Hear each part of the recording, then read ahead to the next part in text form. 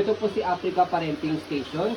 Multi-function po siya. Pwedeng high chair, pwedeng low chair, pwede pong bed, okay? Pwede ring manual rocker, okay? Pwede rin pong changing diaper. Okay, so ito po yung details po niya. Good for newborn po ito, until toddler. Okay, unahin natin yung table niya. Ayun yung details ng table niya. Yung brand, walang scratch. Okay na okay.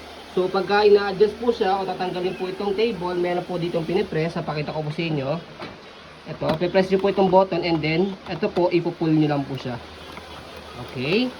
Same din pag kayo sasalpak po siya, wala na po kayo mapipindutin, lagay nyo lang po siyang ganyan. Okay. So ayun po. Next one. Yung belt po niya, M-pad, ayan. Yung fusion niya, malambot. Okay. Kahit hindi na kayo bumili ng extra pad, okay na po siya, malambot na po siya.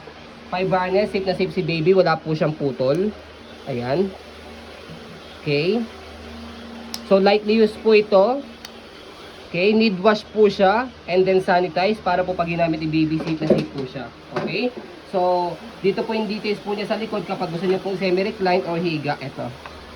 Press niyo po siya po and then pull down. Pwedeng semi-recline, pwedeng nakahiga. Ayan. Pag nakahiga, pwedeng changing diaper, pwede pong higaan. Ayan, manual rocker, ayan. Nag-rock po siya. Okay? Kailangan naka-stopper yun. Naka-stopper po dapat to para ito lang yung nag-swing sa kanya. Ayan. Okay?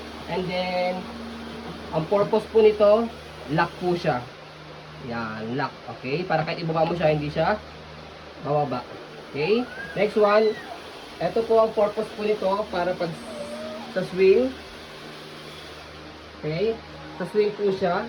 So pagka sinide nyo po siya, hindi na siya mag-swing. Nakalock na po siya. Yan. Pag sinide nyo po sa kabila, mag-swing siya. Okay. Sa likod, stopper. Ayan. Angat nyo lang po para mag-go. Ayan. Walang problema sa stopper. Baba nyo lang po kung i-stop po ninyo. Okay, yan. Naka-stop po yan.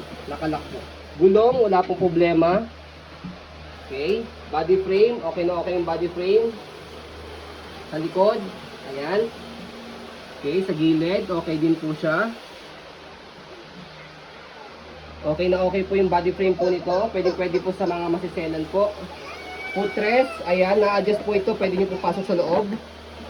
Okay, angat nyo daw po and then push sa loob.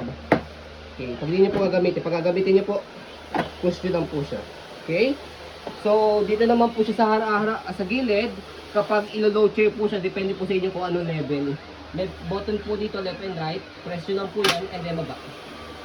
Yan. Ayan po siya kapag low chair. Okay? Number 1, number 2, number 3. Yan. Number 4, number 5, number 6. Okay, pinakamataas number 6. Okay? So, kapag pinold po siya, ayan, nakababa, and then, ihihiga niyo po siya. Salpak nila po ito. Ayan. So, ganyan po siya kapag nakahiga. Naka-floor seat po siya. Madali yung tanggalin yun, di ba? So, itong fusion pad, madali lang po siya tanggalin. Okay? Pakita po namin po sa inyo para pagka nilaban po ninyo, alam po ninyo. Ito sa likod, ito, meron siya dito tali.